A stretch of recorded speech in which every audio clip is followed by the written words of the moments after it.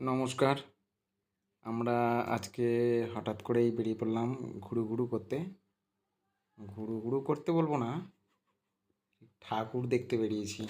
দেখছেন এখন আমি কোনোদিনই সিরিয়াস বাইক চালাইনি। ক্যামেরার দিকে দেখতে দেখতেই বাইক চালাচ্ছি। আর পিছনে আমার ওটা কে বলতে বুঝতে পারছি না, আমার বউ। এ তো দাঁত তো ভিতরে ঢুকছেই না, অন্ধকারও সাদা দাঁতগুলো একদম লাইটের মতো ঝকঝক করছে। হ্যাঁ, আপনারা দেখতে পাচ্ছেন।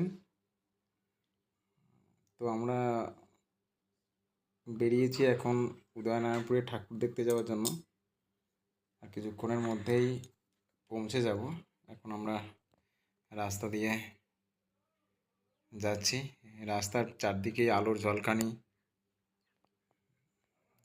আর এইখানে কতগুলো বাস দাঁড়িয়ে আছে দেখতে পাচ্ছেন। আমরা রাস্তার ধারে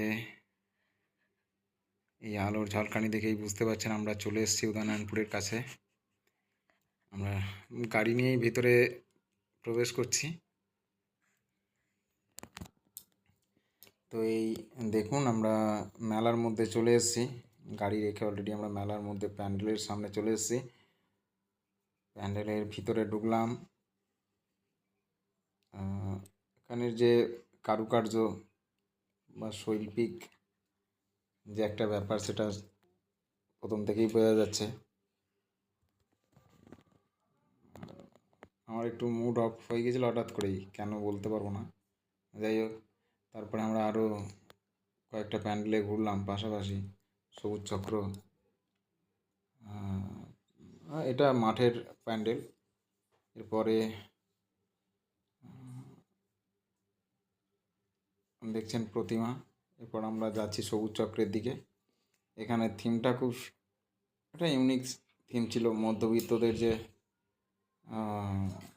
কত কিছু অর্থনৈতিক চাপ সহ্য করতে হয়, তার উপর এই থিম করে এই প্যান্ডেল তৈরি হয়েছে। তারপর আবার আমরা মেলা প্রাঙ্গণে চলে এসেছিলাম, নাগরদোলা। তারপরে দেখতে পাচ্ছেন এখানে আলোর ব্যাপারগুলো খুবই ভালো। দুটো তোতা পাখি বসেছিল। তো এরপরে আর বেশি কিছু নয়, তারপরে রাস্তার বাইরে বেরোলাম। এখানে নারকেলের প্যান্ডেল ও প্রতিমা দিয়ে আমরা জার্নি শেষ করলাম।